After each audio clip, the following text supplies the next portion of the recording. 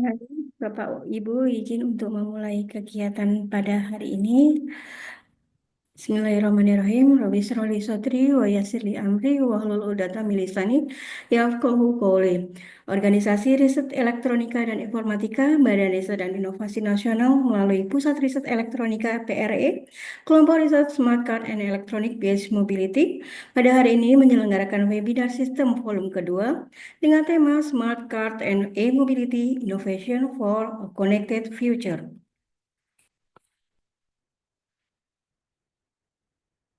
Sebelum saya mulai, akan saya buka dengan pantun terlebih dahulu. Langit malam bintang bersinar, indah pancarannya membuat hati hangat. Selamat datang para peserta webinar, semoga selalu bahagia dan sehat. Pagi nan sejuk, indah berseri, mentari pagi bersinar terang. Mari kita dukung semangat riset dan inovasi melalui webinar sistem volume 2 yang gemilang. Ya, oke. Baik yang terhormat Kepala Pusat Riset Elektronika BRIN, Profesor Yusuf Nur Wijayanto PhD. Assalamualaikum, selamat pagi Pak Yusuf. Waalaikumsalam. Selamat pagi Mbak Rista. Terima kasih. Baik, yang kami hormati juga narasumber webinar sistem PRE pada hari ini. Yang pertama ada Ibu Sarah Pamela ST. Beliau adalah Ketua Asosiasi Produsen Kartu Berpengaman Indonesia APK ABI. Assalamualaikum, selamat pagi Bu Sarah. Selamat pagi. Waalaikumsalam warahmatullahi wabarakatuh, Mbak Erista. Ya, terima kasih Ibu. Yang kedua ada Ibu Diploma Engineering Ellen Ganadi. Beliau adalah Direktur PT Infineon Teknologi Indonesia. Assalamualaikum, selamat pagi Bu Ellen. Selamat pagi, Mbak Rista. Ya, terima kasih. Yang kami hormati juga moderator webinar sistem pada hari ini Ibu Yanti Susanti MSc. Beliau adalah Prekayasa Ahli Media pada Pusat Riset Elektronika BRIN. Assalamualaikum, selamat pagi Bu Yanti. Waalaikumsalam. Selamat pagi, Ya, Bu. ya, selamat pagi. Yang kami hormati juga Ketua Kelompok Riset Smart Card and Electronic Based Mobility PRE beserta tim Keris yang telah menginisiasi diselenggarakannya webinar sistem pada hari ini.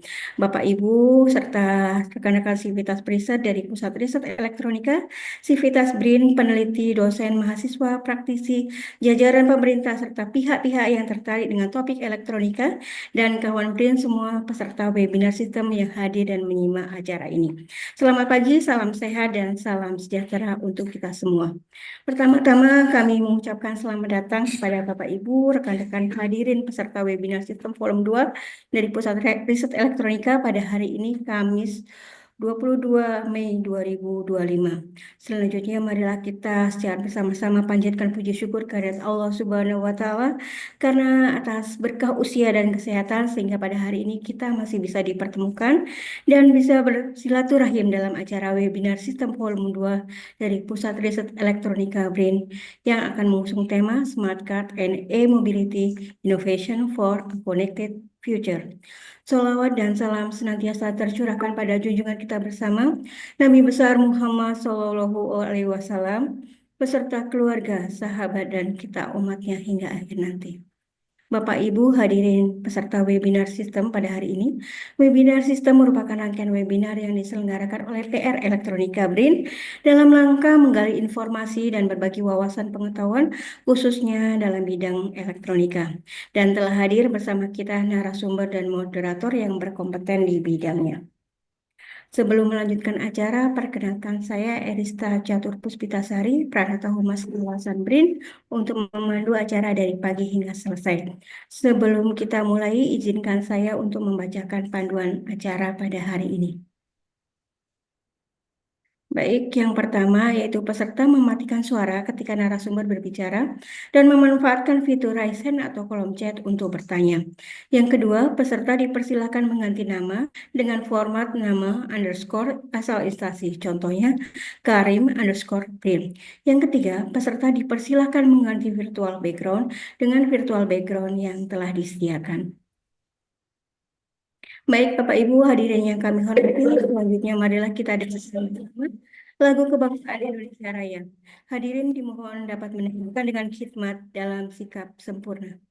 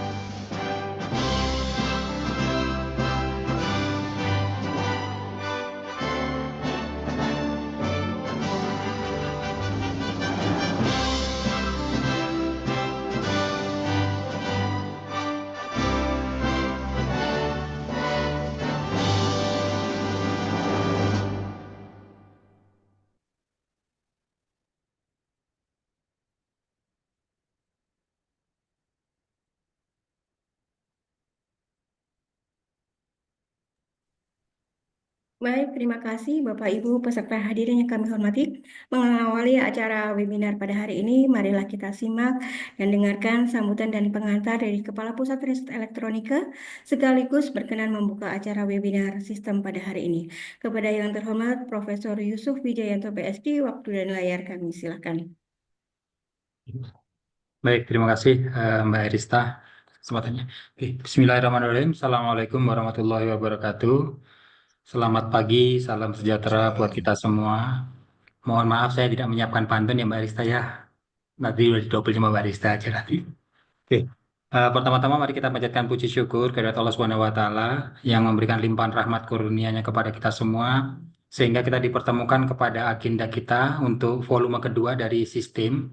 Sistem ini adalah singkatannya adalah sharing ilmiah, sains dan teknologi elektronika dan manfaatnya. Jadi insya Allah hari ini kita akan mengambil tema terkait smart card dan e-mobility, innovation for a connected future. Jadi kalau dari tema ini kita menarik ya. Jadi manusia itu memang diarahkan untuk terkoneksi satu sama lain, baik itu secara teknologi atau mungkin secara sosial. Tapi intinya manusia adalah makhluk sosial dan perlu koneksi. Tapi di sini kita akan sedikit berinteraksi dengan hal lain. Mungkin teman-teman sudah menggunakan yang namanya smart card atau e-mobility yang mungkin teman-teman nggak sadar itu kayak e-tol atau mungkin yang kayak semacam QRIS dan lain-lain. Ini nanti insya Allah akan dibahas tuntas oleh pembicara-pembicara kita yang keren, yang saya hormati. Yang pertama adalah Ibu Sarah Pamela, yang insya Allah beliau adalah perwakilan dari Asosiasi Produsen Kartu yang berpengalaman Indonesia. Insya Allah sangat potensi. Di sini adalah komunitas yang mengembangkan kartu cerdas di Indonesia. Tema beliau insya Allah akan terkait teknologi yang mengubah identitas digital. Kalau mungkin saya sekilas menyimak, mungkin insya Allah nanti diskusinya nggak akan jauh-jauh dari bagaimana suatu kartu itu bisa data-data yang di dalam kartu tersebut menyimak dari data digital kita. Data digital itu tidak hanya semacam hanya nama atau alamat, tidak.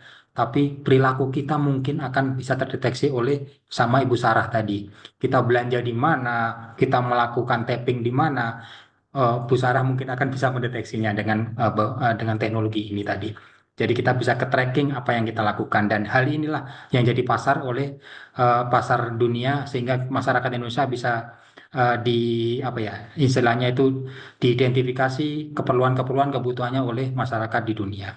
Oke, kemudian tidak lupa ini yang pembicara yang kedua, ini dari PT Infineon, yaitu Ibu Ellen Ganardi.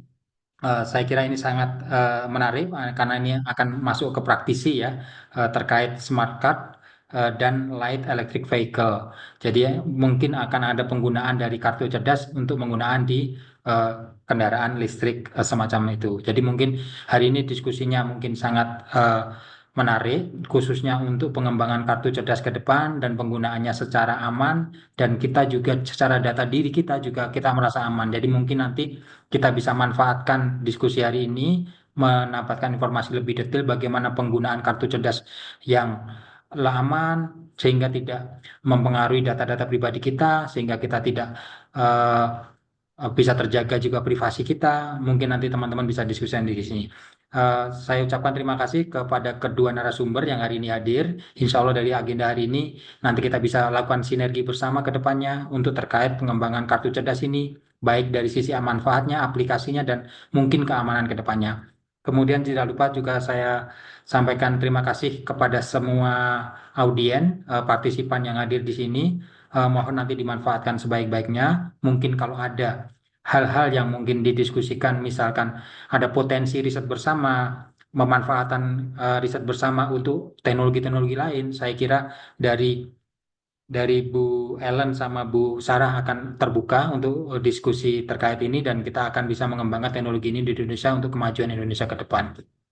Tidak lupa saya ucapkan terima kasih ke panitia yang hari ini diusung oleh Pak Dwi Dharma dan tim ya dari kelompok riset Smart Card dan Electronic Based Mobility yang hari ini mengusung tema ini dan insya Allah kita akan bisa manfaatkan sebesar-besarnya untuk kepentingan bangsa Indonesia. Terima kasih. Saya kira itu udah sambutan dari saya. Saya berharap acara berjalan dengan lancar dan bermanfaat untuk kita semua. Terima kasih. Saya kembalikan ke Bu Erista. Assalamualaikum warahmatullahi wabarakatuh. Waalaikumsalam warahmatullahi wabarakatuh. Terima kasih Pak Yusuf atas sambutan dan pengantarnya. Baik Bapak Ibu hadirin yang peserta yang kami hormati, untuk dokumentasi kegiatan pada hari ini, mohon kesediaan Bapak Ibu dan hadirin untuk membuka kamera video untuk foto bersama. Mohon bantuan kepada panitia untuk bisa mendokumentasikan. Baik, Bapak Ibu, silakan membuka kameranya. Kita foto bersama sejenak. Baik, ada 3 slide. Slide pertama, 1, 2, 3. Klik. Kemudian slide kedua, silakan membuka kameranya. 3, 2, 1, smiley. Kemudian slide ketiga. 1, 2, 3. Slide terakhir, ada satu lagi. 3, 2, 1. Oke. Silakan, sudah selesai. Bisa dilanjut kembali, Mbak Erista. Ya, terima kasih Mas Arief. Baik Bapak Ibu peserta webinar pada hari ini, kami informasikan kepada peserta webinar pada saat acara berlangsung kami akan membagikan dan men-share link daftar hadir pada kolom chat. Bapak Ibu dapat mengisinya untuk bisa memperoleh e-sertifikat. Selain itu pada saat presentasi berlangsung peserta juga dapat mengajukan pertanyaan pada kolom chat atau cara raise hand pada saat sesi acara diskusi berlangsung. Memasuki acara inti kita yaitu pemaparan materi dan diskusi, saya undang moderator kita webinar PRE pada kesempatan hari ini yaitu Ibu Insinyur Yanti Susanti MSc.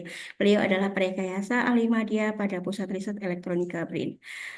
Assalamualaikum, selamat pagi Bu Yanti. Waalaikumsalam. Selamat pagi, Bu Arista. Ya, mudah-mudahan selalu sehat Ya, walafiat ya dan siap memandu acara ya, kali ini ya Bu ya. terima kasih. Baik, sebelum kita mulai, izinkan saya untuk membacakan panduan sesi diskusi terlebih dahulu.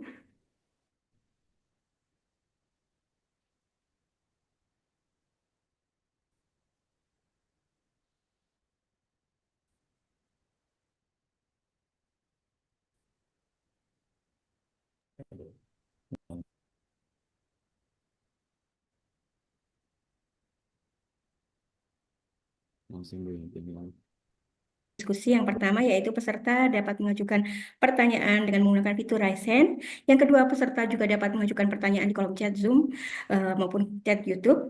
Kemudian yang ketiga, moderator akan menentukan atau mempersilahkan peserta dan pertanyaan mana dulu yang untuk dijawab. Sebelum memoderatorin kegiatan, ada baiknya sedikit saya bacakan daftar riwayat hidup dari Bu Yanti.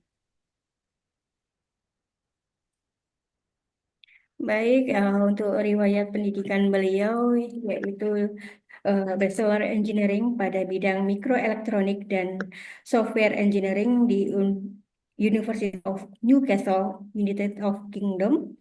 Yang kedua itu Magister dari Master of Science dalam bidang Advanced Microelectronic System Engineering, University of Bristol, United of Kingdom juga. Kemudian untuk pengalaman penelitian beliau yang pertama yaitu pengembangan sistem navigasi platform bergerak detektor bawah air berbasis FPGA. Yang kedua, safety engineering pada navigasi autonomous vehicles. Yang ketiga yaitu pemanfaatan AI dan big data molekuler pada perakitan marka seleksi tanaman kelapa sawit tahan air Ganoderma berbasis single nucleate polymorphism. Yang selanjutnya yaitu inovasi sistem elektronik charging station. Dan yang terakhir yaitu inovasi sistem elektronika kebencanaan Ignatius. Ya, baik tanpa berlama-lama kami serahkan waktu dan layar pada Ibu Yanti Susanti. Monggo. Terima kasih Bu Erista untuk perkenalannya. Baik, Bapak, Ibu, teman-teman semua. Assalamualaikum warahmatullahi wabarakatuh. Selamat pagi, selamat datang di webinar hari ini. Dalam webinar hari ini kita akan membicarakan tentang 2 teknologi kunci, yaitu smart cards dan electronic based mobility. Kita akan melihat bagaimana teknologi smart card ini mendukung perkembangan digital ID di Indonesia dan juga kita akan melihat bagaimana peran teknologi smart card ini untuk mendukung teknologi electric vehicle. Dan seperti yang telah dipaparkan oleh Pak Profesor Yusuf tadi, telah hadir bersama kita dua narasumber yang hebat-hebat, yang mungkin bisa dibilang the Queen of Smart Cards mungkin. Yang pertama, Ibu Sarah Pamela. Baik, saya perkenalkan dulu lewat hidup dari Ibu Sarah Pamela. Ibu Sarah Pamela saat ini menjabat sebagai Ketua Asosiasi Produsen Kartu Berpengaman Indonesia. Dan beliau memiliki pengalaman yang sudah cukup lama di bidang smart card. Sejak 2011, beliau telah berkarir di berbagai bidang terkait smart card, yaitu di PT Optima, Info Citra, PT Cipta Srigati Lestari, Kartuku, Gemalto, IDEMA Indonesia dan Thailand, dan saat ini di PT Jasuindo 3 Perkasa sebagai Sales and Marketing Director. Beliau menyelesaikan studi sarjana teknik industri di Universitas Katolik Atmajaya dan saat ini tengah menempuh pendidikan magister ilmu komunikasi politik di Universitas Paramadina. Baik, dalam webinar kali ini beliau akan membawakan tentang Smart Card Evolution, teknologi yang mengubah identitas digital. Baik, kita sapa dulu Ibu Sarah. Selamat pagi, Bu. Selamat pagi, Bu Yanti. Salam kenal. Iya, salam kenal juga. Senang sekali, Bu. Terima kasih sudah hadir di sini. Iya, terima Ya, kasih. jadi temanya adalah Smart Card Evolution, teknologi yang mengubah identitas digital ya, Bu. Betul, betul sekali. Hari Ya, ini saya akan membahas mengenai evolusi smart card sejak dari awal, mungkin dari tahun 90 ya, kita nggak sebelum tahun 90 sampai dengan yang terjadi sampai hari ini, sampai dengan tahun 2025 ini. baik, Bu. Ya, silakan dimulai, Bu. Oke, baik. Untuk mempersingkat waktu, mungkin saya mulai, Bapak Ibu sekalian. Assalamualaikum warahmatullahi wabarakatuh. Selamat pagi, salam sejahtera untuk kita semua. Terima kasih kepada rekan-rekan, teman-teman, Ibu, Bapak yang hari ini sudah hadir di webinar sistem volume poin 2 tahun 2025 yang diadakan oleh Badan Riset dan Inovasi Nasional, khususnya untuk Pusat Riset Elektronika, Organisasi dan Informatika. Sebelumnya saya ucapkan terima kasih atas kesempatan hari ini dan juga saya mengucapkan terima kasih kepada Bapak Profesor Yusuf Nur Wijayanto PhD sebagai Kepala Pusat Riset Elektronika BRIN yang sudah memberi kesempatan kepada saya sebagai narasumber hari ini. Untuk mempersingkat waktu, saya akan share screen.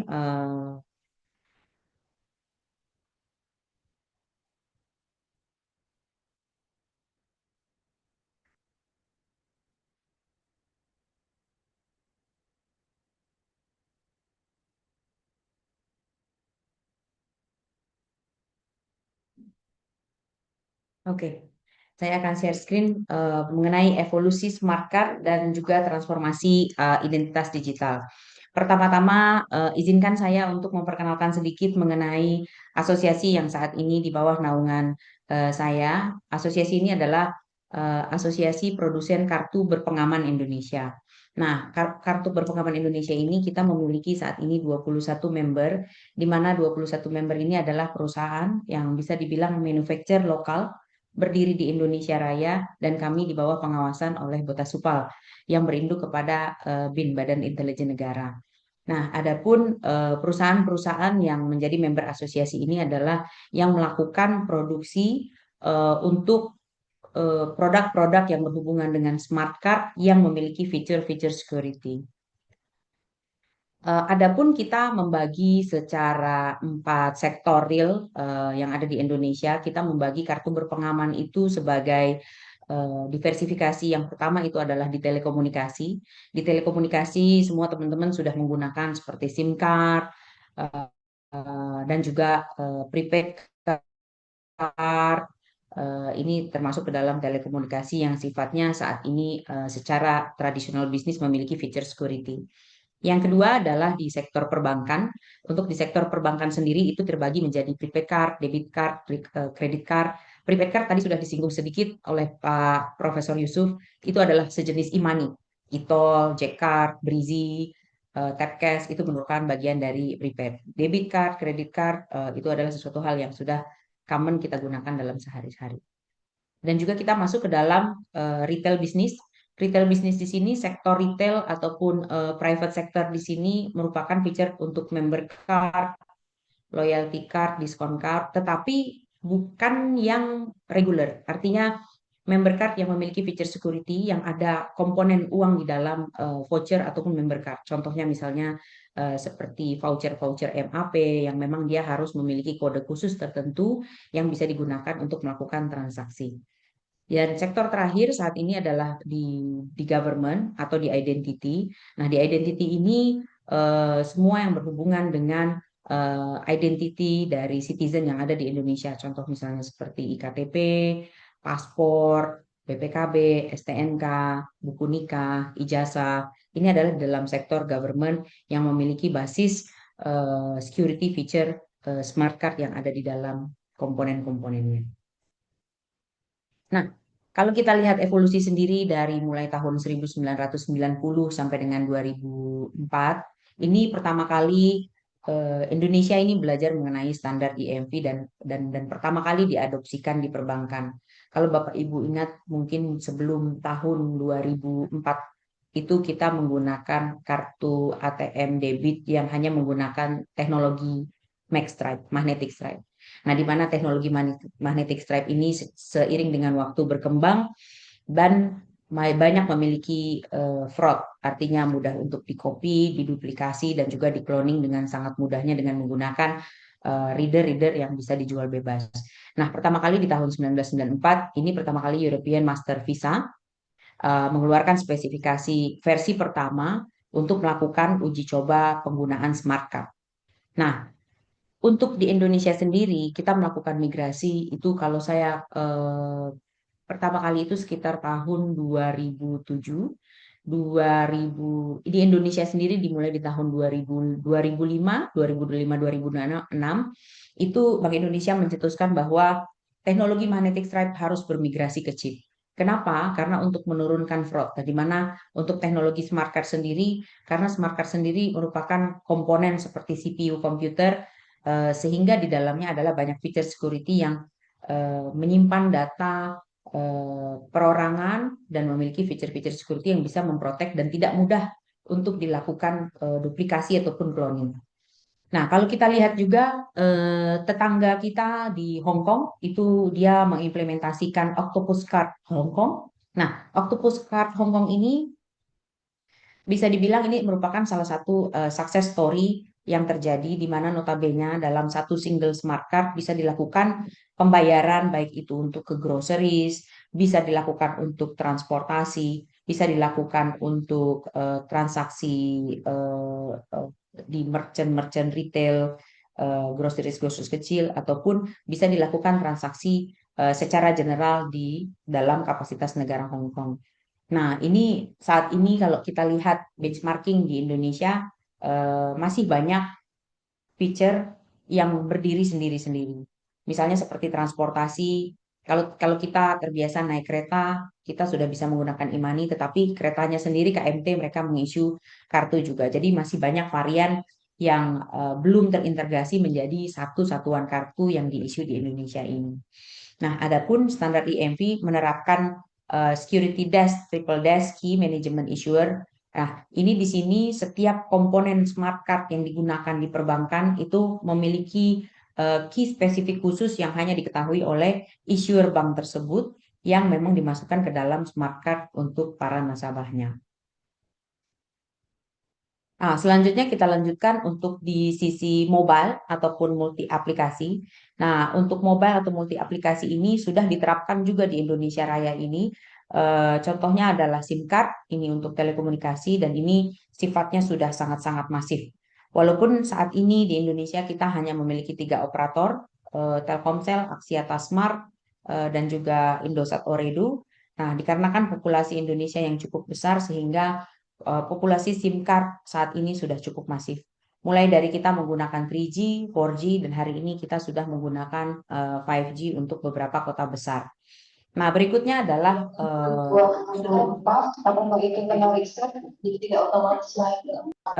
berikutnya adalah untuk Java Card. Ini sudah menjadi standar global platform yang sudah diatur peraturannya juga oleh Kominfo atau Komdigi saat ini untuk menggunakan multi applet. Multi applet ini contohnya adalah di dalam satu gate e-tol sudah bisa menerima e-money yang dikeluarkan oleh Bank Mandiri, Brizi yang dikeluarkan oleh BRI, Tapcash yang dikeluarkan BNI, dan juga Bank DKI J-Card dan juga Bank BCA untuk menggunakan kartu uang elektronik. Jadi ini adalah contoh di mana salah satu contoh di mana di dalam satu single reader atau gate bisa menerima beberapa jenis platform dari beberapa issuer yang memang mereka menggunakan standar Java Card Base dan Open Global Platform. Dan berikutnya paspor elektronik di Indonesia kita sudah menggunakan standar ICAO 9303 dan ini sudah bisa diterima secara internasional sehingga paspor di Indonesia ini sudah diakui secara global. Dan kalau teman-teman lihat ada beberapa negara yang sudah tidak perlu lagi menggunakan visa karena menggunakan paspor elektronik. Nah, dan juga berikutnya untuk IKTP dan sudah diimplementasikan di tahun 2011. Cerita sedikit IKTP sampai dengan hari ini programnya pun sudah berjalan dan sudah bisa terkoneksi baik itu dengan BPJS, baik dengan Dirjen Pajak, dan juga untuk di Dinas Sosial. Nah, perkembangan seiring 2015 sampai dengan tahun 2021, ini masa di mana teknologi mulai berubah. Dari smart card yang menggunakan contact card, itu sudah mulai berubah menjadi Apple Pay, Google Wallet. Ini mulai diterapkan menggunakan secure element. Untuk Apple Pay, Google Wallet saat ini memang belum masuk ke Indonesia, tetapi kita harus mengantisipasi hal ini akan terjadi dalam waktu yang sangat cepatnya. Jadi artinya tidak perlu menggunakan kartu smart card lagi, tetapi dengan menggunakan teknologi TSP, Trusted Service Provider, di mana Apple Pay, Google Pay itu bisa melakukan transaksi dengan menggunakan nirsentuh menggunakan handphone. Dikarenakan handphone saat ini sudah mulai menggunakan beberapa secure element, nanti ada di slide berikutnya itu pembahasan mengenai eSIM. Dan berikutnya juga mengenai tokenisasi PAN mengurangi risiko kebocoran. Jadi tokenized PAN ini kalau Bapak Ibu tahu di dalam kartu transaksi perbankan itu ada 16 digit kartu dan ada 3 digit di belakang kartu CVV yang bisa dilakukan untuk transaksi online. Nah, dengan teknologi tokenized artinya produk kartu yang di-issue oleh perbankan itu secara tokenized-nya secara sistem itu diacak. Sehingga pada saat kartu kita hilang, di copy, tidak bisa digunakan oleh orang lain untuk melakukan transaksi online. Dan mulai dari contact card, kita hari ini di Indonesia mungkin bisa saya bilang 30-40% sudah berjalan menggunakan kartu dual interface. Artinya tidak perlu lagi memasukkan kartu ke dalam mesin edisi, tetapi kita cukup tap and go. Tap and go itu sudah sangat memudahkan transaksi dan saat ini sudah banyak merchant-merchant juga yang sudah menerima teknologi kartu dual interface ini di Indonesia.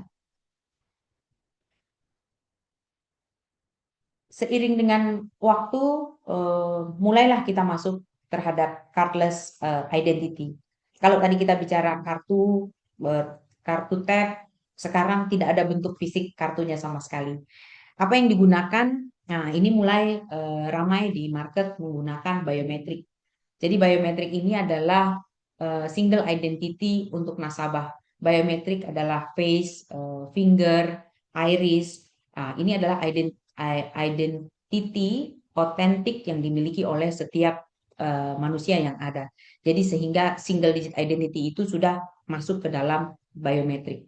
Nah, ini pun sudah mulai dipopulerkan oleh Mastercard Dan kita bisa juga mencari reference dari European Digital Identity Wallet.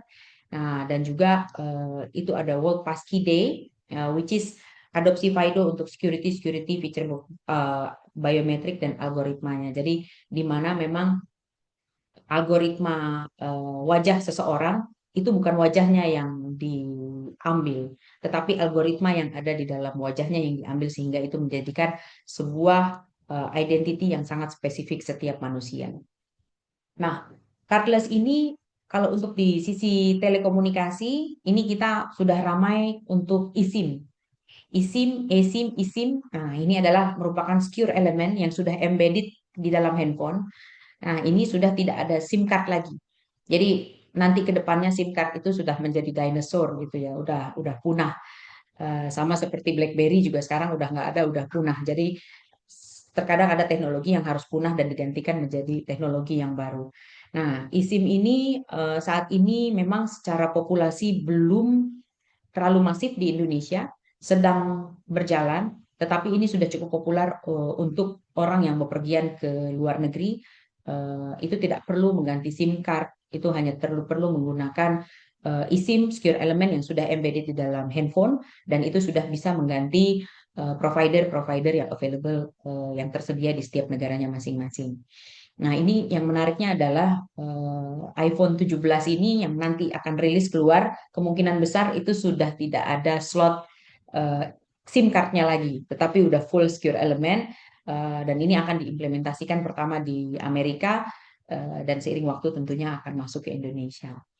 Nah, yang berikutnya adalah mengenai IoT, Internet of Things, di mana sekarang kita melakukan koneksi dan juga melakukan transfer data, semuanya sudah dilakukan dengan menggunakan IoT. Dan untuk IoT ini sudah banyak diimplementasikan untuk di otomotif dan juga di beberapa sektor real lainnya. Nah, ketika kita bicara mengenai IoT ini sebetulnya dibagi menjadi 3 segmen. Yang pertama itu adalah mengenai sensor device. Nah, sensor device ini adalah komponen elektronik yang mendeteksi perubahan besaran fisik dan kimia di lingkungannya, lalu mengubah menjadi sinyal. Nah, sinyal inilah yang dapat diukur dan juga diproses. Dan yang berikutnya adalah connectivity, di mana connectivity ini adalah suatu kemampuan sistem perangkat aplikasi, infrastruktur untuk membentuk dan juga mempertahankan, memanfaatkan antar entitas. Jadi antar entitas ini bisa terkoneksi. Nah, yang berikutnya ini adalah platform. Tentunya platform ini adalah sekumpulan data, layanan, infrastruktur, proses integrasi yang dirancang untuk menyimpan, memproses agar dapat bisa dimanfaatkan. Dimanfaatkan oleh siapa? Bagi pengguna aplikasi dan juga bagi pengguna bisnis maupun sistem analitik lainnya. Nah, kalau misalnya kita lihat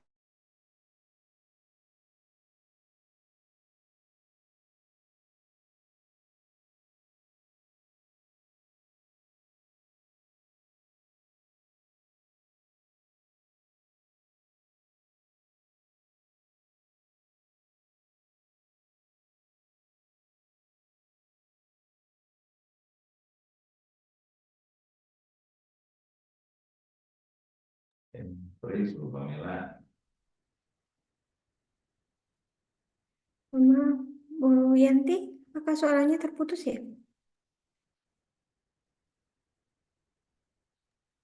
Ya, sepertinya suaranya hilang ya, Bu ya. Iya, keluar ya. Keluar ya. Kita tunggu dulu ya.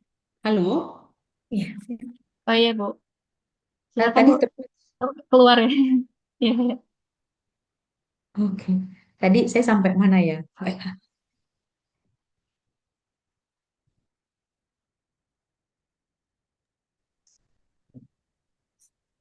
Oke. sampai IoT aja, Bu.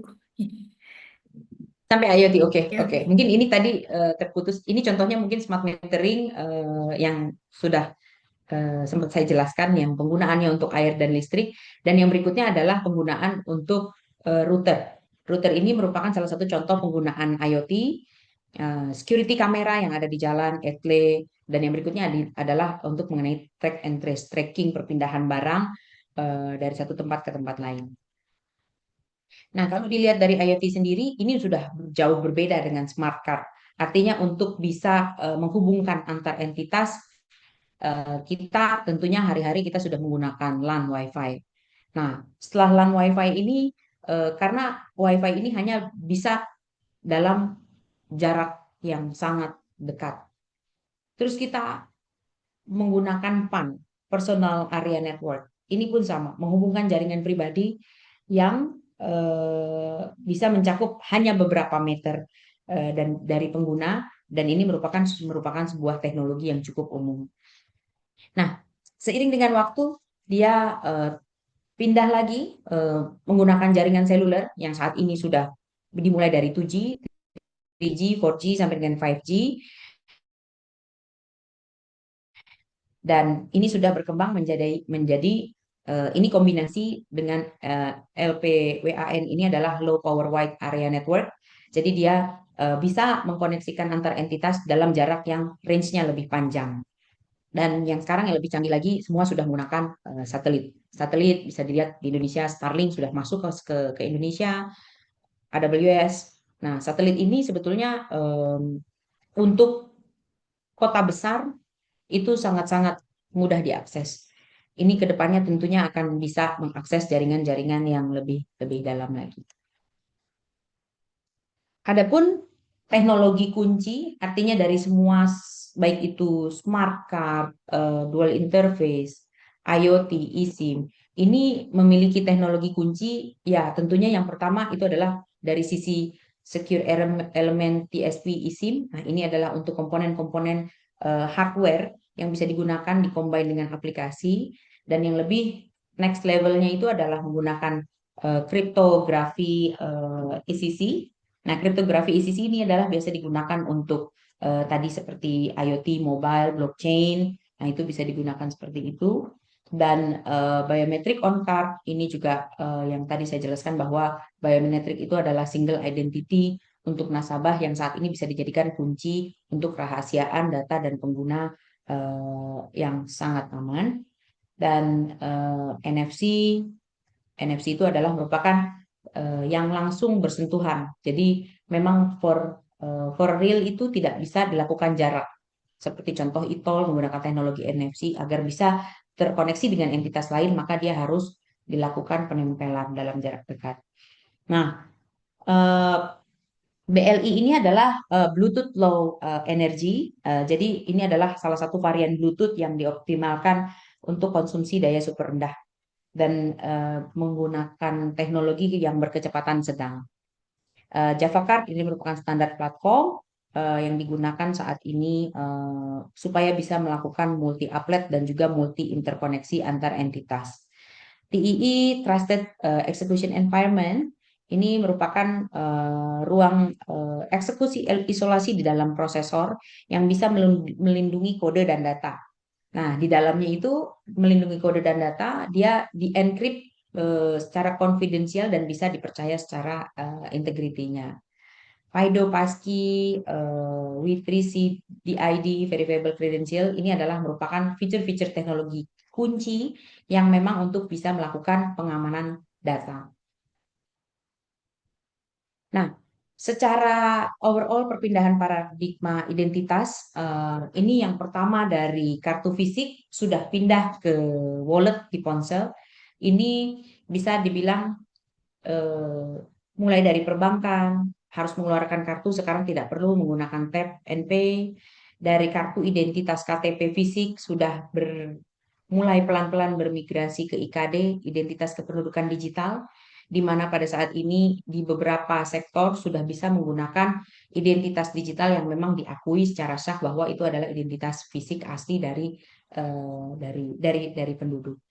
Nah, mulai dari wallet ponsel itu sudah pindah ke cloud Passkey, dan untuk dompet terdesentralisasi self-sovereign ID. Self-sovereign ID ini lebih bahasa lazimnya itu adalah digital identity wallet. Ini merupakan aplikasi mobile web ataupun hardware yang memberi kendali penuh kepada manusianya sendiri untuk memberikan atau membagikan data kepada pihak lain. Nah, ini hubungannya dengan GDPR tentunya, artinya self credential yang ada di diri kita dan hanya kita yang menentukan kita mau share-nya kemana. Dan yang terakhir adalah Zero Trust Continuous Authentication. Ini teknologi juga yang biasa disebut Never Trust Always Verify. Jadi artinya banyak penggunaan saat ini kalau kita bisa lihat itu adalah di area perbankan yang sudah menggunakan Zero Trust Continuous Authentication. Artinya pada saat login mereka akan meminta autentikasi, pada saat mau melakukan transaksi mereka meminta autentikasi ulang, dan setiap step yang dilakukan mereka akan meminta autentikasi ulang. Ini yang biasa disebut dengan Never Trust and Always Verify. Nah, tantangan di Indonesia ini yang memang harus kita sama-sama aware juga. Mungkin nanti kita bisa ada lakukan diskusi khusus. Tantangannya adalah untuk di Indonesia ini belum ada landasan yang konkret mengenai privacy dan juga mengenai regulasi GDPR. Memang sudah ada terbit peraturan untuk undang-undang PDP ini, tetapi mungkin saya sebagai penduduk Indonesia melihat ini belum tersosialisasikan dengan baik. Mungkin dalam waktu dekat akan bisa tersosialisasikan dengan baik. Dan juga yang berikutnya adalah interoperabilitas standar. Artinya kalau kita cerita mengenai Octopus di Hong Kong, Octopus di Hong Kong dia memiliki satu standar untuk satu keseluruhan. Nah, di Indonesia ini karena memang kita negara yang cukup besar, ini memiliki berbagai jenis standar yang endingnya itu bisa terintegrasi dengan baik dan benar. Dan juga tantangan berikutnya itu adalah mengenai Bu Sarah, mohon maaf. Ya. Untuk paparannya ada waktu 20 menit. Ini Oke. udah Oke, habis. penutup. Ya. Oke, ya.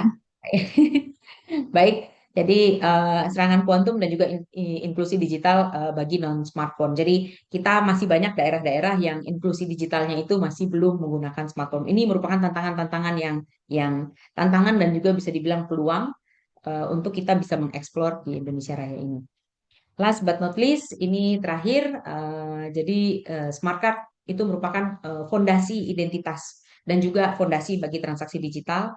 Dan yang berikutnya itu adalah inovasi, baik itu hardware ataupun open standard, itu memang merupakan salah satu standar feature security dan juga user experience bagi penduduk Indonesia, dan juga kunci suksesnya itu harus berkolaborasi dengan semua lini sektor yang ada di Indonesia. Ada beberapa referensi untuk teman-teman bisa dibaca di internet. Sekian paparan dari saya. Saya ucapkan terima kasih banyak. Mohon maaf jika ada salah-salah kata. Saya kembalikan kepada Mbak Erin. Ya, terima kasih Bu Sarah untuk paparannya. Ya. Mungkin kita langsung ke diskusi dan tanya jawab aja ini. Ini kebetulan di kolom chat udah ada beberapa pertanyaan. Langsung aja Pak, gimana Bu? Ada dari Pak Dharma ya, kalau nggak salah. Oke, mungkin ini jawabannya singkat Bu. Ada pertanyaan. Izin bertanya kepada Ibu Pamela, jika menggunakan biometrik dalam kartu, apakah kartu tersebut masih dapat digunakan oleh orang lain apabila berpindah tangan? Tentunya tidak, karena setiap algoritma yang ada di dalam tubuh kita, baik itu wajah, iris maupun finger, itu sangat spesifik. Baik misalnya mereka anak kembar pun, pasti mereka mempunyai algoritma yang sangat berbeda. Ataukah sistem ini menggunakan dua lapisan autentikasi, yaitu biometrik dan kartu secara bersamaan? Ya, bisa. Ada beberapa use case, itu namanya biometric card. Jadi kartu itu hanya bisa berfungsi ketika ditempelkan atau diautentikasi dengan biometrik kita. Contoh yang paling simpel adalah pada saat Bapak Ibu membuka rekening, menempelkan IKTP, itu IKTP-nya tidak akan jalan sebelum kita tempel kita punya finger di reader yang ada di perbankan. Itu adalah double layer autentikasi yang terjadi di masyarakat. Saya boleh lanjut jawab atau mau lanjut ke Boleh, narasumber? boleh, Bu. Oh, ini masih bisa sih. Ini ada Masih pertanyaan bisa. juga Pak Dharma tentang kapan smart card jadi dinosaur. Itu mungkin kita masih masih masih melihat ya kalau misalnya ada salah satu riset, ini riset mengenai SIM card.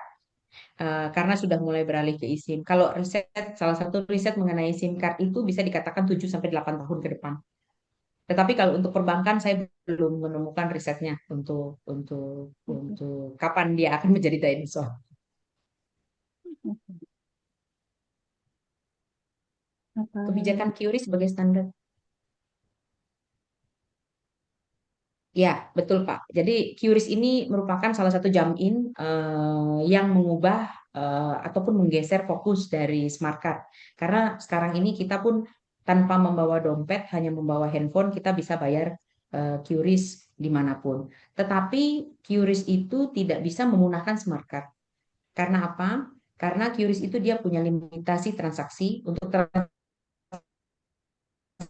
besar saat ini di Indonesia belum ada regulasi QRIS kalau bisa melakukan transaksi di atas 10 juta. Nah, untuk transaksi-transaksi besar kita masih tetap membutuhkan smart card dan juga autentikasinya. Tetapi kalau untuk transaksi retail itu saat ini bisa digantikan dengan QRIS. Ada yang raisen Mbak Yanti, Iya, ada yang raise nih Pak dari Mayer. Pak Mayer ya. Pak Meyer. Bisa, ya, silakan Pak.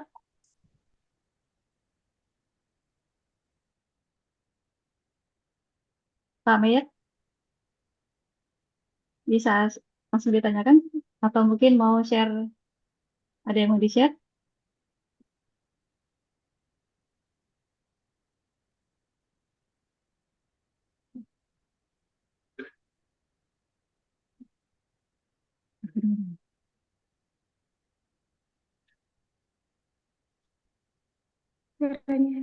Suaranya Nggak belum kedengeran terdengar Pak Mayer. suara.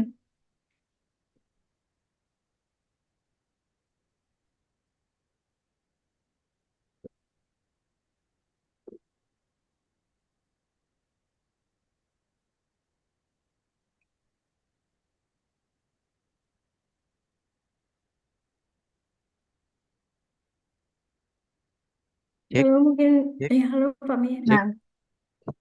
Nah, Terdengar? ya silakan Pak. Sudah Pak. Ya, sudah kedengaran. Baik. Selamat pagi semuanya. Assalamualaikum warahmatullahi wabarakatuh. Saya Mer dari pemerintah Kota Metro Provinsi Lampung. Ya baik, saya mau tanya dengan Bu Sarah, sebenarnya EKTP itu termasuk smart card atau bukan? Mengapa saya tanyakan seperti ini? Karena masih ada beberapa layanan di pemerintahan itu yang masih menggunakan bukti fisik alias fotokopi EKTP. Padahal kalau itu dikatakan smart card, harusnya sudah tidak perlu lagi namanya bukti fisik atau fotokopi EKTP. Nah, ini kapan bisa terintegrasi layanan masyarakat ini yang tidak perlu lagi fotokopi KTP, termasuk di pembayaran pajak. Ini masih membutuhkan fotokopi KTP. Bahkan ada bank juga yang masih membutuhkan fotokopi EKTP. Padahal EKTP ini sudah berlangsung lama, sudah 13 tahun atau 14 tahun mungkin. Tapi negara ini belum bisa mengintegrasikan sistem smart card ini. Nah, ini bagaimana Bu? Ini menjadi tantangan juga. Karena termasuk saya sebel. Kalau saya disuruh fotokopi KTP, sudah datang ke kantor, keluar lagi hanya untuk fotokopi. Nah, mungkin itu saja yang menjadi pertanyaan. Pak. Ini karena Iya. teknologinya kan sederhana sih sebenarnya, hanya RFID dia. Bisa dibuat RFID readernya kan gitu sebenarnya. Itu saja Bu, terima kasih. Betul. Terima kasih Pak Meyer. Ini pertanyaannya menarik Pak. Sebetulnya pertanyaan ini sudah beberapa orang yang menanyakan ke saya juga Pak. Jadi memang betul IKTP itu sejak tahun 2011 sudah ada smart card di dalam KTP. Sudah ada smart card dan mereka KTP menggunakan teknologi NFC. Nah, penggunaannya kalau kita lihat di perbankan itu sudah tidak menggunakan fotokopi KTP. Tetapi kalau kita mau bayar pajak, kendaraan, ataupun kita mau mengurus dokumen, mereka akan minta fotokopi KTP. Kenapa? Karena secara infrastrukturnya itu belum terdevelop. Perbedaannya apa dengan perbankan dan juga misalnya contoh di pajak ya Pak? Karena di perbankan mereka sudah menyiapkan infrastruktur seperti reader iktp. KTP ini kan harus diverifikasi. Apakah iktp ini di dalam chip tersebut, kalau tertulis namanya Sarah Pamela, apakah di dalam chipnya tertanam nama Sarah Pamela? Nah, untuk memverify isi di dalam smart card ini membutuhkan alat bantu. Alat bantu yang yang bentuknya adalah reader iktp yang memang sudah disertifikasi oleh Kemendagri. Nah, mungkin ini juga disertifikasi oleh BRIN, Ibu izin. Nah, jadi pada saat reader tersebut sudah disertifikasi oleh Badan Riset dan juga BSSN dan juga Kemendagri, maka bisa digunakan secara masif di masyarakat. Nah, tetapi infrastruktur ini kembali lagi kepada anggaran dan juga implementasi ataupun bagaimana melakukan bimbingan teknis di daerah-daerah ataupun di instansi-instansi setempat. Seperti itu, Pak. Jadi memang terkendala di infrastruktur yang belum menyebar luas. Kira-kira Baik. cukup, Pak Meyer? Gimana Pak Mir?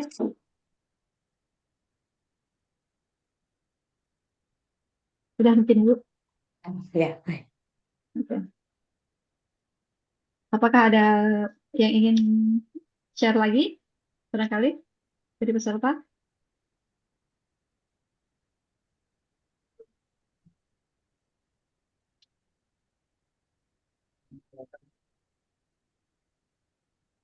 Baik, kalau gitu saya bacakan aja ringkasan dari diskusi kita barusan ya. Baik. Jadi yang pertama tadi Bu Sarah sudah memaparkan tentang evolusi teknologi smart card di Indonesia tuh yang cukup cepat ya Bu ya. Mulai dari magnetic stripe sampai contactless sampai sekarang ke mobile multi aplikasi. IoT. Ya, dan IoT juga. Kemudian ada peralihan paradigma identitas dari kartu fisik ke e-wallet ya. Terus dan Ibu Sarah juga tadi memaparkan kalau tantangan yang terbesar sekarang itu ada di masalah privasi dan keamanan ya Bu. Dan juga Betul. regulasi barangkali ya. Dan regulasi Dan juga, barangkali juga betul. sama infrastruktur juga barangkali Ya, ya Bu. betul, infrastruktur. Baik. Betul, Bu. Infrastruktur itu yang sangat-sangat penting. Ya, betul. Ya baik, baik kalau gitu kita sudah kita akhiri saja untuk sesi ini.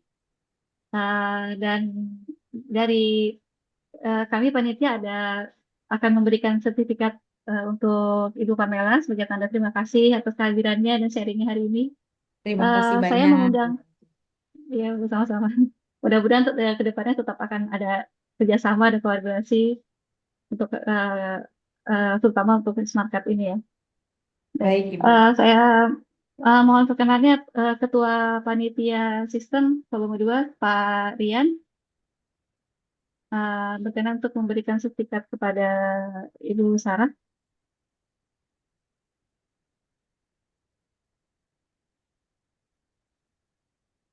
Ya, terima kasih. Terima kasih Bu Yanti. Baik, terima kasih Bu Sarah atas kesempatannya sudah mau hadir di webinar sistem kali ini.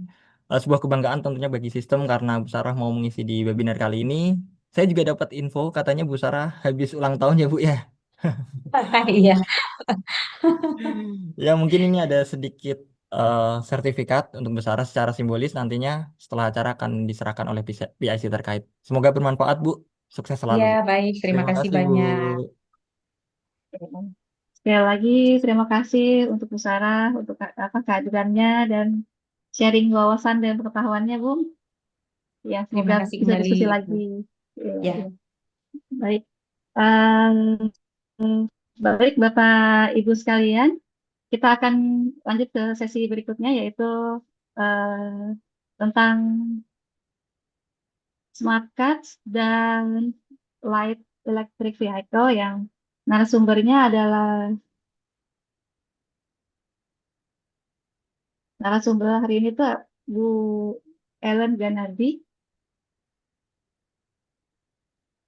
Ibu, baik saya bacakan riwayat beliau dulu. Ibu Diplom Engineer Ellen Ganardi.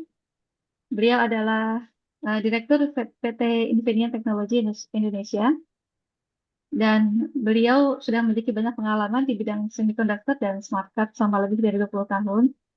Sebelum di Infineon, beliau berkarir di Datacard yang sekarang menjadi Entrust sebagai Country Manager untuk Indonesia. Ibu Ellen menyelesaikan diplom engineer-nya di Electrical Engineering di Universitas Wuppertal, Jerman. Dalam webinar kali ini beliau akan membawakan materi yang bertema Smart Cards and Light Electric Vehicles. Baik. Selamat pagi, Bu Ellen. Selamat pagi, Bu Yanti. Salam Iya, kenal. terima kasih sudah hadir, Bu. Sama-sama kami mengucapkan juga terima kasih atas kesempatan yang diberikan kepada kami Infineon untuk berbagi dari perkembangan teknologi yang ada, tidak secara nasional saja tetapi secara mendunia juga. Banyak sekali perkembangan-perkembangan teknologi yang begitu pesat yang sudah kita harus akomodir juga di negara kita. Semoga webinar pagi ini dapat membawa hanya ini sebagai dasar, sebagai awal pembicaraan kita untuk kita lanjutkan di pembicaraan-pembicaraan selanjutnya, diskusi-diskusi yang lebih detail di kesempatan lain. Baik, Bu. Baik, untuk paparannya waktunya 20 menit, Bu. Ya, saya akan berdua dengan rekan saya untuk membawakan paparan hari ini. Semoga berguna, seperti saya tadi sampaikan, sebagai dasar untuk kita berdiskusi selanjutnya. Baik, silakan, Bu. Atio mungkin bisa di presentation mode-nya. Terima kasih. Oke, pagi ini menjelang siang saya akan membawakan topik Smart Card dan Light Electric Vehicle. Saya akan berdua seperti tadi saya sampaikan dengan rekan saya, Patio Yulisa. Mungkin selama ini yang kita kenal adalah Smart Card karena hal ini sudah dipakai di kesehari-harian kita di dunia perkartuan. Itu misalnya di perbankan, di KTP dan sebagainya seperti itu. Tapi kami hari ini lebih mau memfokuskan ke arah untuk yang lebih lagi bukan di kartu tetapi ke arah electric vehicle. Electric vehicle ini tidak terbatas pada mobil saja. Nanti kami akan bahas beberapa di modern mobility-nya seperti itu. Mungkin untuk mempersingkat waktu kita mulai saja. Oke, kami akan awali dengan mungkin ini hanya sebagai paparan di mana Infineon ikut selalu mendrive decarbonization dan digitalization. Semiconductor ini menjadi sangat penting untuk mengatasi tantangan energi secara global ya dan mendorong transformasi digital juga. Dengan itu Infineon berkomitmen untuk ikut serta mendrive decarbonization dan digitalization. Kami mengembangkan beberapa produk yang ke arah juga untuk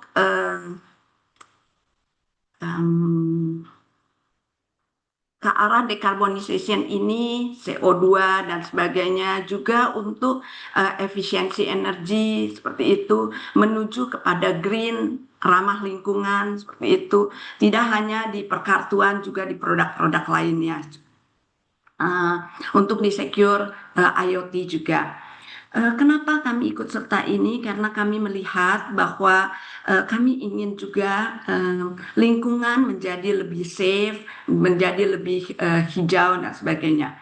Untuk mengimplementasikan ini tentu saja Infineon tidak bisa melakukannya sendiri, tapi kita sangat membutuhkan adanya kerjasama bersama dengan partner-partner kami, instansi-instansi untuk kita mengembangkan ke arah untuk decarbonization dan digitalization ini. Oke, mungkin berikutnya, slide berikutnya. Oke, untuk kita berbicara mengenai smart card, mengenai mobility, e-mobility, seperti itu. Nah, security ini, sistem keamanan menjadi sangat esensial, menjadi sangat penting.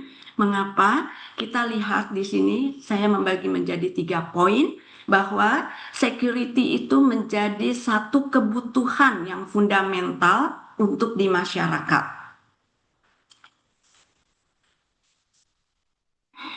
Yang kedua, di dunia yang terhubung, mungkin bukan hanya terhubung di Indonesia saja, tapi kita sudah mendunia terhubungnya ini.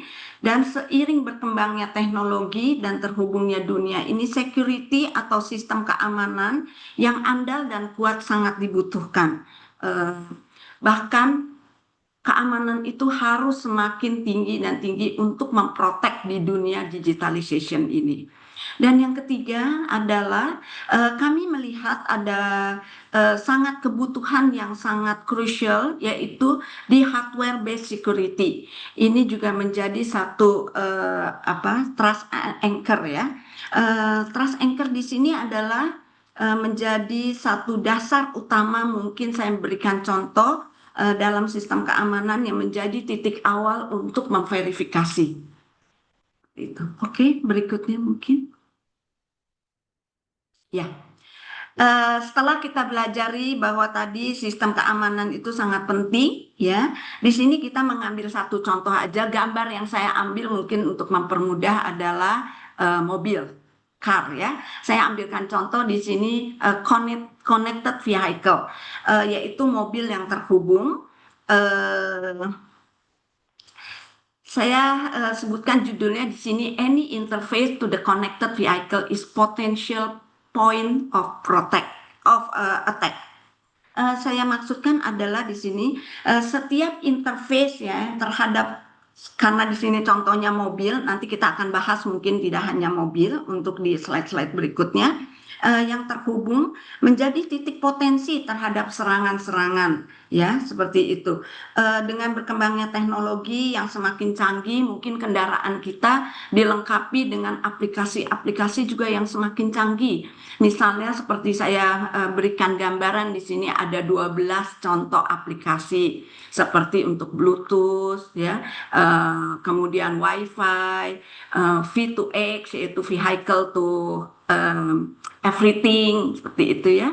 Kemudian seluler yang kita banyak sekali mungkin sekarang teknologi aplikasi-aplikasi ini yang kita sudah pakai dalam kesehari-harian, yaitu untuk EV charging dan sebagainya. Nah, semuanya ini kalau tidak diprotek dengan satu sistem keamanan menjadi potensial titik-titik yang berpotensi untuk mendapatkan serangan. Oke, mungkin berikutnya saya berikan ini gambaran lagi untuk untuk slide selanjutnya. Mungkin rekan saya akan memberikan paparan masuk ke yang lebih lagi. Kalau tadi saya memberikan satu contohnya dengan mobil, banyak sekali dengan modern mobility ini, tidak hanya mobil saja. Mungkin saya serahkan kepada Pak Tio Yunisa untuk melanjutkan. Terima kasih Bu Ellen. Assalamualaikum warahmatullahi wabarakatuh. Selamat siang, salam sejahtera buat rekan-rekan yang hadir pada hari ini. Jadi saya coba meneruskan tentang security yang ada di e-mobility. Jadi sebenarnya mungkin kalau kita bicara tentang e-mobility, kita tidak hanya berbicara tentang kendaraan yang ada di laut, di darat, tapi juga ada di kendaraan di udara dan juga mungkin kendaraan yang ada di laut, maritim seperti itu.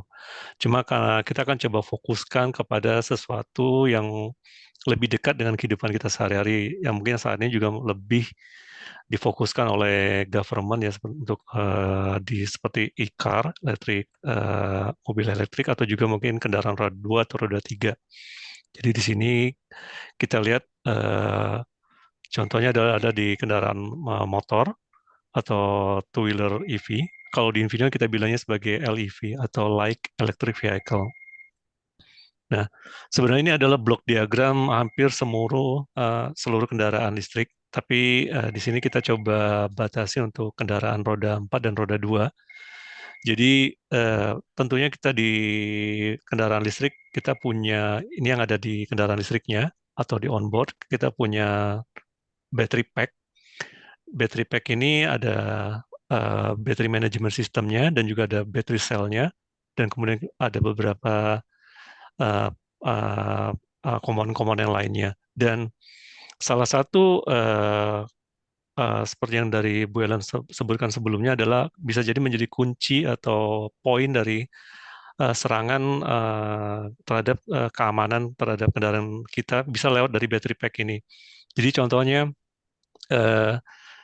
ada beberapa customer kita di battery pack itu sudah dipasang semacam security untuk autentifikasi. Jadi misalnya kita tidak tahu mungkin ke depan karena ketika menggunakan kendaraan listrik sudah semakin besar, itu ada orang yang iseng atau yang dalam tanda kutip yang jahat untuk mengcloning atau membuat baterai itu jadi baterai reverbize atau baterai yang harusnya tidak bisa digunakan lagi tapi diakalin sehingga bisa digunakan lagi. Padahal baterai pack ini adalah sesuatu yang sangat krusial. Karena kalau battery pack itu tidak terjaga standarnya, itu akan bisa menjadi semacam dalam tanda kutip bom ya. Karena itu bisa menyebabkan ledakan di kendaraan listrik atau juga kebakaran di kendaraan listrik.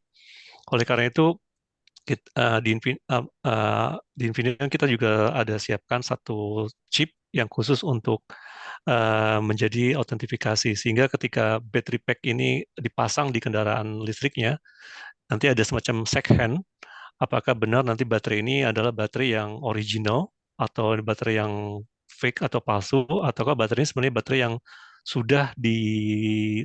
harusnya sudah di scrap, tapi sama orang-orang tertentu itu di reverbize, diakalin kembali sehingga bisa dipakai kembali. Nah itu bisa nanti diprotek di titik tersebut. Kemudian di dalam kendaraan listrik tentunya ada motor inverter. Dan di motor inverter juga bisa kita menjadi salah satu titik serangan juga untuk orang-orang yang dalam tanda kutip jahil seperti itu. Jadi bisa nanti di sini dipasang semacam proteksi, tapi mungkin lebih banyak ke proteksi mekanik di sini. Dan kemudian di human machine interface atau di dashboard, atau kalau di Infineon kita bilang semacam cluster. Di sini nanti biasanya di cluster kita punya connectivity menggunakan 4G atau misalnya menggunakan LTE, sehingga salah satu contohnya adalah untuk sebagai data login, sehingga atau juga sebagai position, ada GPS-nya di sana. Jadi sehingga ketika motor ini terkoneksi dengan cloud atau dengan platform tertentu, dia mengirimkan data dan bisa jadi data ini bisa jadi menjadi sumber serangan dari orang-orang yang jahat seperti itu. Dan yang kedua adalah VCU atau Vehicle Control Unit.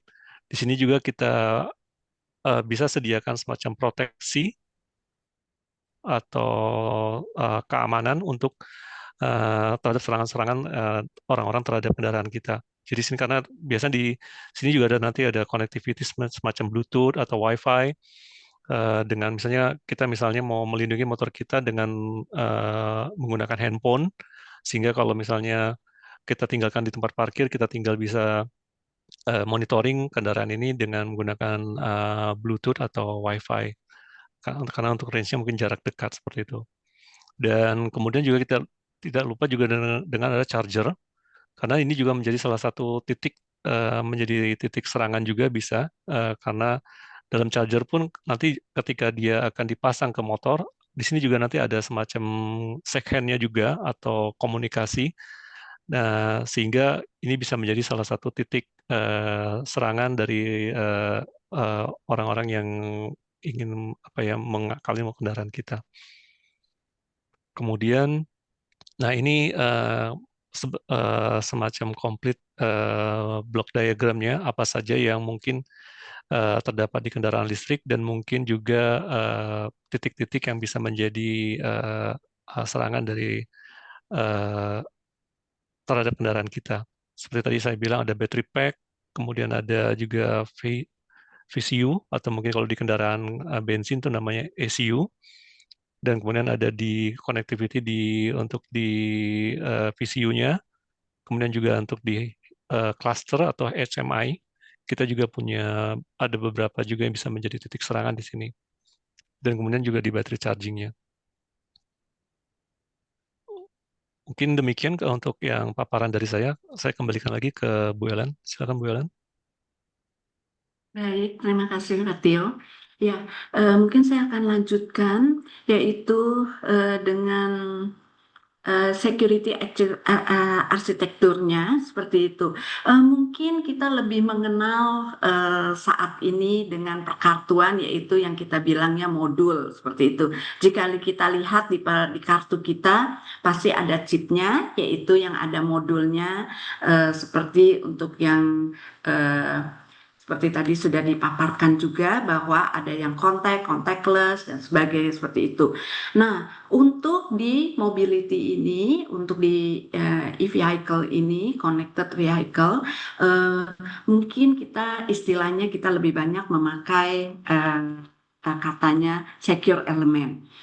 Tapi semuanya itu sama saja, baik itu modul untuk di perkartuan maupun di secure element ini, bahwa satu modul itu atau satu secure element itu terdiri dari hardware, operating system. Di sini saya gambarkan yaitu Java Card Operating System yang sudah menjadi umum dipergunakan, dan tentu saja security applets-nya. Security applets ini bisa bermacam-macam, bisa multi application. Oke, kita bahas nanti setelah ini.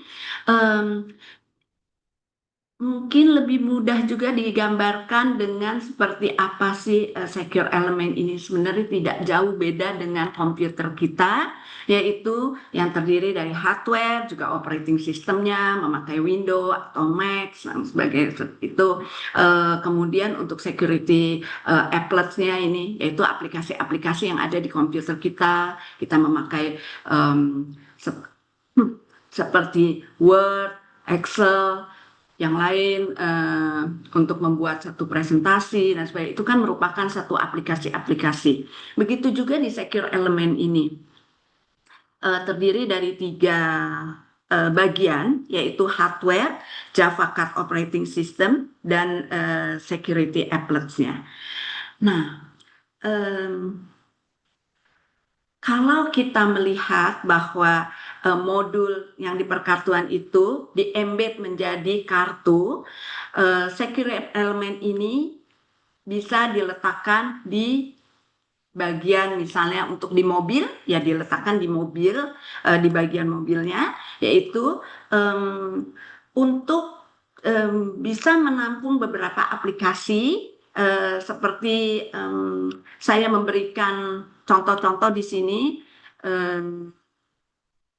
seperti car access, seperti tadi kita sudah lihat juga ya, dari 1 sampai 12 tadi itu ada car access, untuk cockpit platform security, juga untuk telematik, dan untuk EV charging, infotainment, semuanya itu bisa dijadikan satu, yaitu menjadi multi aplikasi, tapi tentu saja semuanya tergantung dari besarannya memori.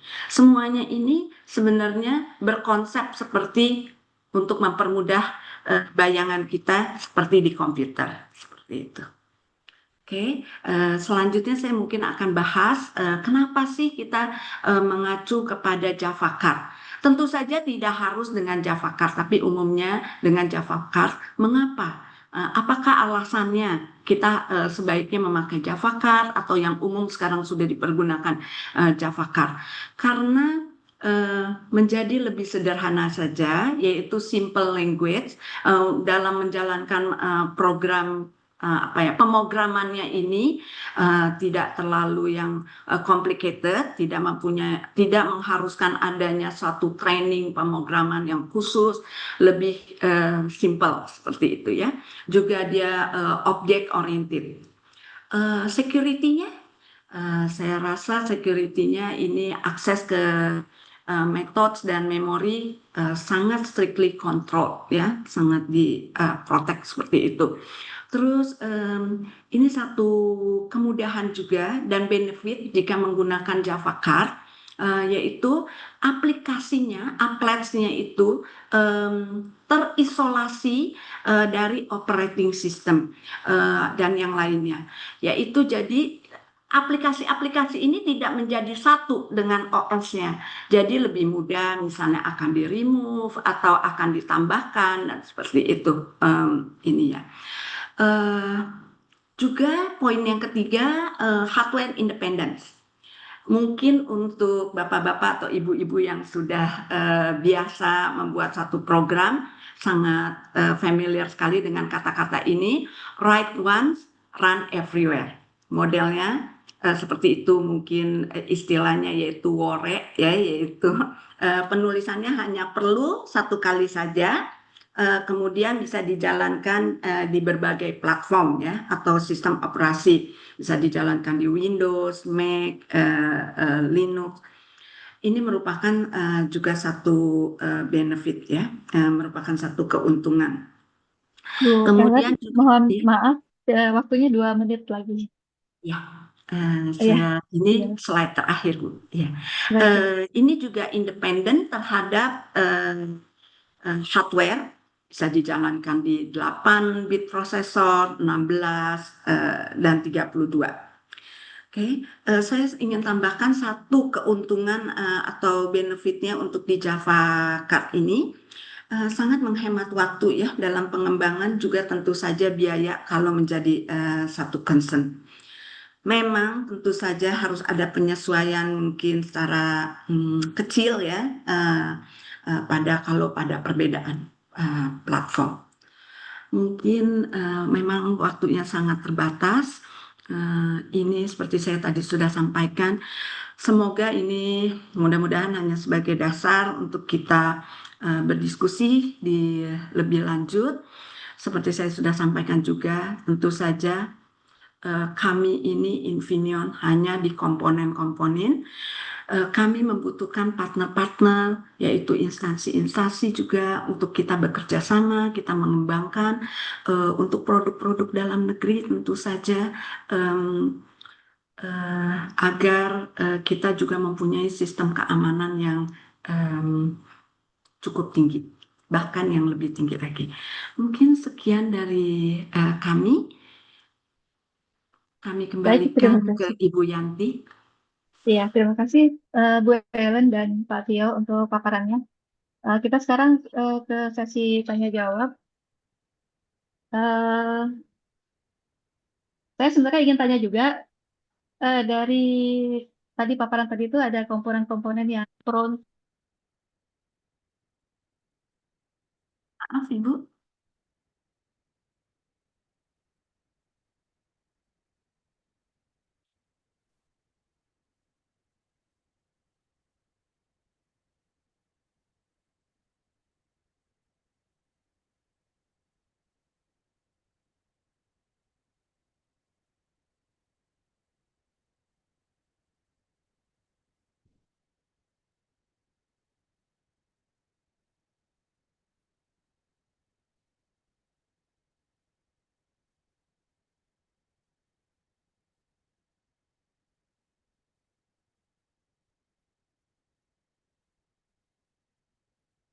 Halo? Ya. Ya Bu, maaf tadi terputus ya. Iya.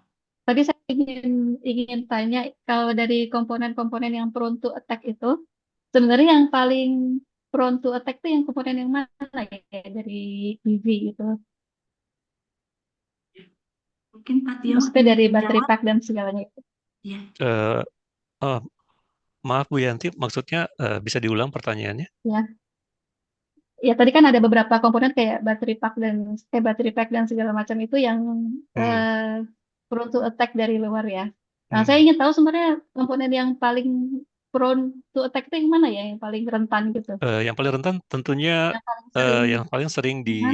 di apa ya, yang paling sering digunakan ketika kita bisa kita berkendara dengan kendaraan listrik. Misalnya kita punya motor listrik dan mungkin yang paling sering kita gunakan itu ada mungkin ketika kita charge itu kan Oke.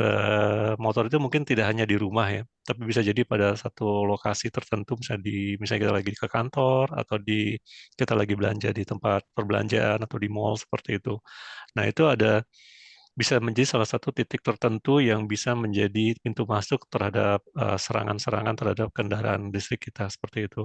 Jadi sebenarnya nggak kendaraan listrik juga, sebenarnya kendaraan yang biasa yang ICE pun bisa jadi, tapi mungkin karena ini kita lebih fokuskan ke kendaraan listrik, jadi bisa jadi menjadi pintu masuk di situ. Jadi ketika misalnya kita punya charger, karena mungkin kalau charger di motor mungkin lebih simpel ya, karena bisa jadi dia menggunakan semuanya cuma AC konektor tanpa ada komunikasi di situ. Tapi misalnya kalau misalnya kita menggunakan sistem yang lebih advance seperti misalnya yang fast charging, atau mungkin kalau kita punya mobil listrik yang sudah ada protokolnya seperti menggunakan CHAdeMO, CCS1, CCS2 yang ada fitur komunikasinya, itu bisa akan menjadi pintu serangan masuk terhadap serangan ke kendaraan listrik kita.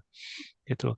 Nah, itu biasanya sebenarnya di kendaraan listrik, di produsen kendaraan listrik maupun di produsen charger, biasanya mereka udah punya protokol security-nya, dan di sana biasanya ada hardware security-nya juga yang untuk bisa mendeteksi. Misalnya kalau Ibu punya misalnya mobil Hyundai Ioniq contohnya seperti itu.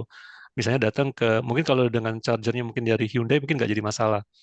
Tapi misalnya ada yang charger listrik yang common nih, bisa dipakai oleh brand mobil apapun. Nah, itu mungkin akan jadi masalah, bisa jadi pintu masuk karena di sana mungkin ada fitur-fitur security-nya yang di-lost supaya bisa charger bisa jalan seperti itu. Nah, itu yang dalam tanda kutip bisa menjadi pintu masuk serangan-serangan terhadap security di kendaraan kita seperti itu. Ya, itu yang mungkin yang paling paling bukan paling gampang ya, mungkin bisa jadi akan jadi paling sering menjadi pintu masuk untuk serangan ke kendaraan listrik kita.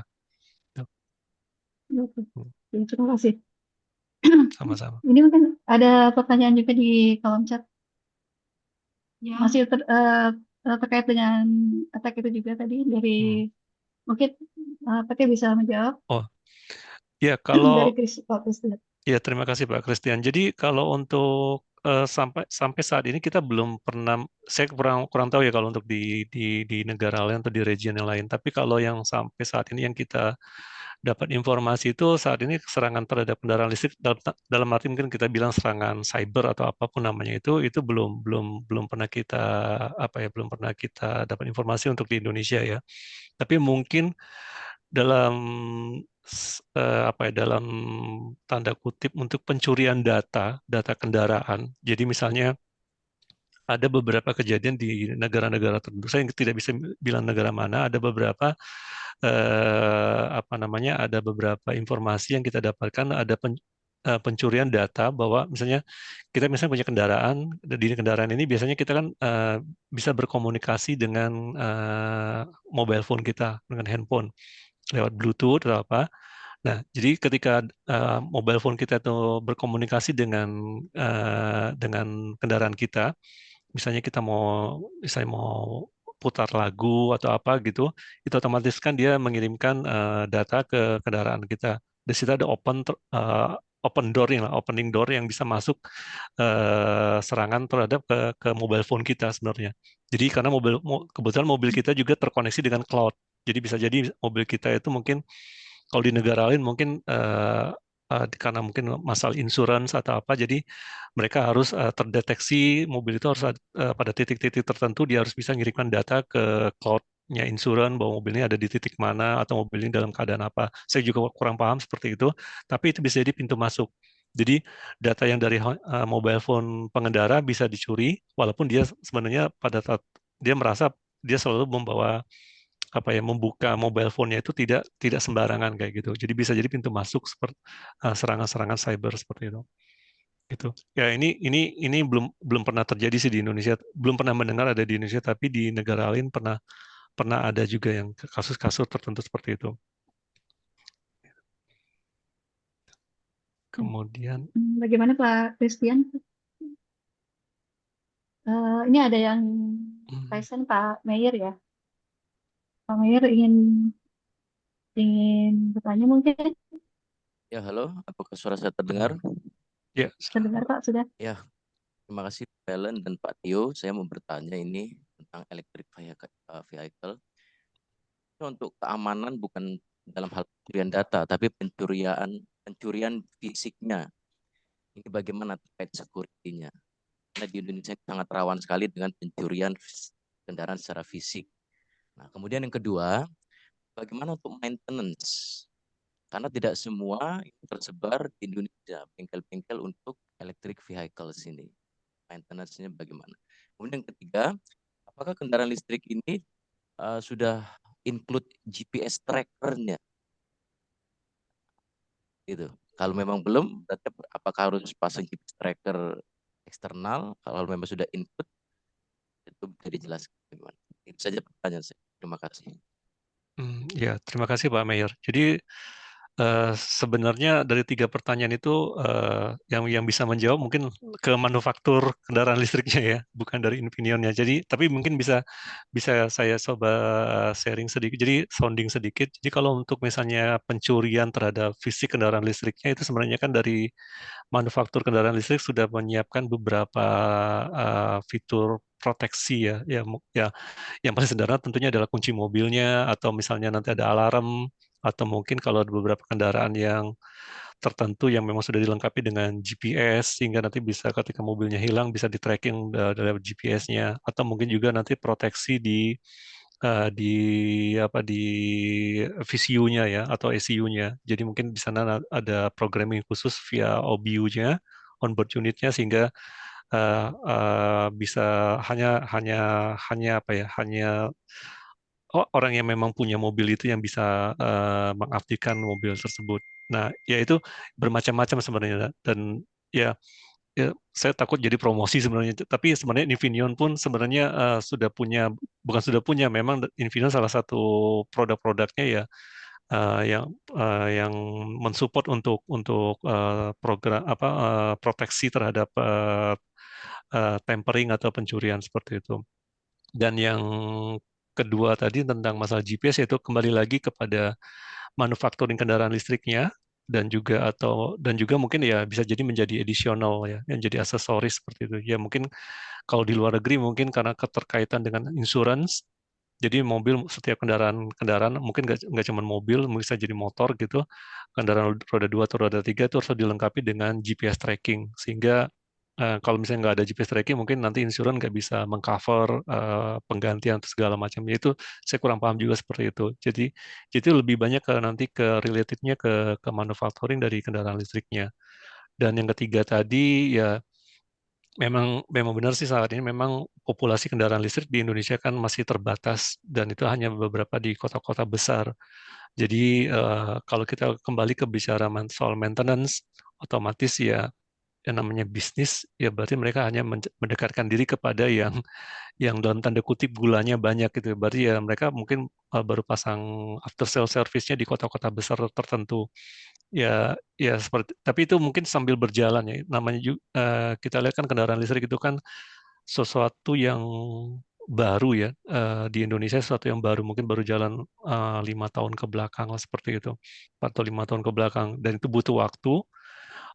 Dan sejujurnya pun sebenarnya yang menjadi salah satu obstacle di kita itu adalah di mindsetnya kita gitu.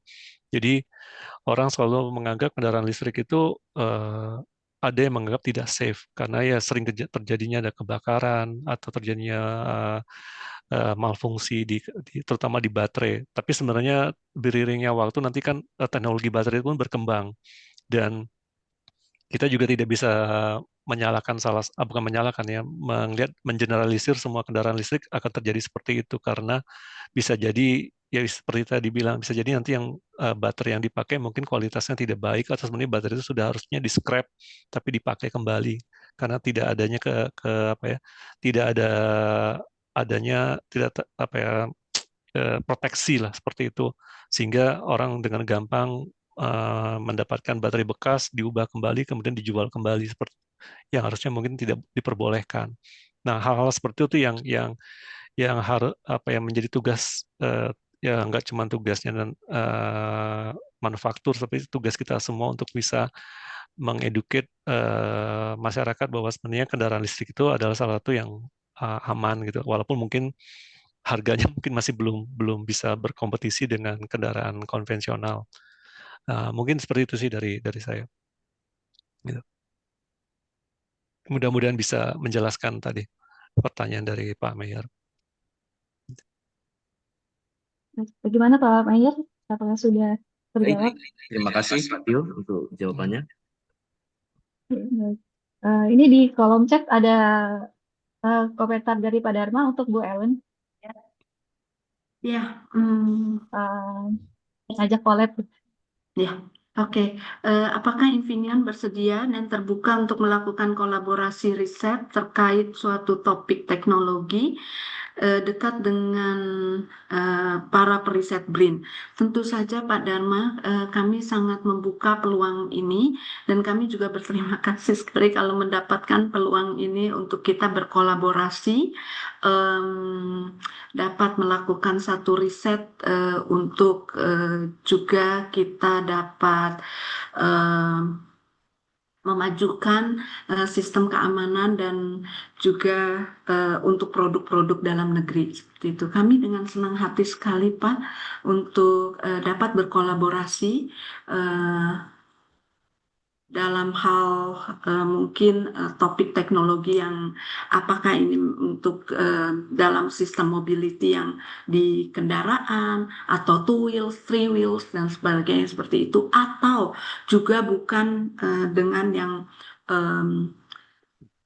berkaitan dengan kendaraan tetapi juga dengan hal-hal yang lain seperti itu. Karena keterbatasan waktu tentu saja kami hanya bisa memberikan paparan yang sehubungan dengan vehicle seperti itu. Tapi melihat perkembangan di luar Indonesia banyak produk-produk yang sudah dikembangkan sehubungan dengan riset-riset seperti ini. Seperti itu Pak Dharma yang saya bisa sampaikan. Bagaimana Pak Dharma? Pak Dharma mungkin mau ngomong langsung? Atau sudah cukup? Cukup Bu Yanti. Terima kasih Bu Ellen atas tanggapan. Sama-sama Pak Dharma. Baik, kalau gitu mungkin saya bacakan summary yang saya catat hari ini untuk topik smart card dan light electric vehicle. Saya mencatat tadi ada beberapa poin, yaitu yang pertama teknologi semiconductor, yaitu termasuk smart card, memegang peranan penting dalam mendorong dekarbonisasi dan digitalisasi. Kemudian yang kedua, Bu Ellen tadi menyebutkan kalau security itu adalah kebutuhan yang fundamental dimanapun. Dan Bu Ellen juga tadi menyinggung tentang Java Card. Jadi Java Card itu memiliki kelebihan dari sisi simplicity-nya, kemudian keamanannya juga. Dan kemudian Pak Tio tadi menjelaskan banyak tentang sisi keamanan dari electric vehicle. Saya berterima kasih sekali untuk Bu Ellen dan Pak Tio untuk paparannya yang sangat menarik dan sangat dekat dengan kehidupan kita sehari-hari. Dan terakhir mungkin ada sertifikat dari panitia sistem yang akan disampaikan oleh Ketua Panitia yaitu Pak Rian. Kepada Pak Rian saya persilakan. Baik, terima kasih Bu Ellen dan Pak Tio sudah menyempatkan waktunya, sudah mau mengisi webinar di sistem ini, sebuah kebanggaan tentunya bagi kami. Pak Rian. Oh, oh, udah ya? Halo, cek cek. Masuk nggak mas suaranya? Halo? Masuk ya? Masuk, Mas. Terima kasih Bu Ellen karena sudah menyempatkan waktunya berkenan untuk mengisi webinar sistem kali ini. Sangat keren sekali Bu, topiknya sangat menambah wawasan untuk kami dan semoga saja sangat bermanfaat untuk para peserta. Mungkin ini ada sedikit sertifikat untuk Bu Ellen, semoga bermanfaat Bu. Semoga kita bisa terus melanjutkan kolaborasi yang telah ada. Terima kasih Bu. Terima kasih Pak Rian atas dukungannya juga. Kami sangat berharap kita bisa ada lanjutannya tentu saja karena waktunya memang sangat sempit hari ini. Ya, baik. Terima kasih Bu. Nantinya sertifikat akan dikirimkan oleh pihak IC terkait. Terima kasih. Baik, terima kasih untuk semua pembicara dan partisipan yang atas antusiasme dan kontribusinya hari ini. Semoga kedepannya kita masih bisa berdiskusi lagi tentang topik-topik teknologi yang sangat bermanfaat untuk negara kita. Baik, terakhir saya mohon maaf untuk kesalahan dan kekurangan selama menjadi moderator pada hari ini. Terima kasih sekali lagi dan sampai berjumpa di sesi yang lain. Saya kembalikan kepada Ibu pembawa acara. Wassalamualaikum warahmatullahi wabarakatuh. Waalaikumsalam warahmatullahi wabarakatuh. Terima kasih Mbak Yanti Susanti yang telah memandu acara pada hari ini. Terima kasih juga untuk narasumber yang telah berbagi informasi pengetahuan terkait dengan elektronika. Izin untuk menutup kegiatan pada hari ini. Demikian tadi rangkaian acara webinar Sistem Volume 2 PR Elektronika pada hari ini dengan tema Smart Card and E-Mobility Innovation for a Connected Future. Semoga dari webinar ini menambah wawasan pengetahuan kita semua, utamanya terkait dengan perkembangan teknologi elektronika dan informasi di bidang elektronika dan menjadikannya kita lebih maju dari sisi teknologi dan tentunya harus aman. Diperlukan kebersamaan dalam menghadapi segala tantangan yang ada, baik di bidang regulasi, infrastruktur, dan utamanya security. Selain itu, semoga dengan adanya webinar ini kiranya dapat meningkatkan kolaborasi dan sinergi yang baik antara berbagai pihak ke depannya. Terima kasih kepada Kepala PRE, Ketua Kadis Smart Card and Electric Based Mobility, dan tim para narasumber moderator, serta yang kami banggakan peserta yang telah mengikuti dan menyimak webinar ini hingga usai. Jikalau tadi saya buka dengan pantun, maka akan saya tutup dengan pantun juga. Sebentar lagi Lebaran Haji, kita korbankan harta dan domba. Terulah semangat dukung riset dan inovasi untuk kemajuan bangsa dan negara. 1.2 tanda baca dalam kalimat. Terima kasih atas kehadirannya. Semoga webinar ini memberikan banyak manfaat. Mohon maaf atas segala kesalahan dan kekhilafan. Kami tunggu kehadirannya pada webinar sistem selanjutnya tentunya dengan tema-tema yang menarik. Sehat selalu Bapak Ibu. Wassalamualaikum warahmatullahi wabarakatuh. Waalaikumsalam Terima kasih warahmatullahi wabarakatuh. semuanya. Terima kasih semua. Terima kasih.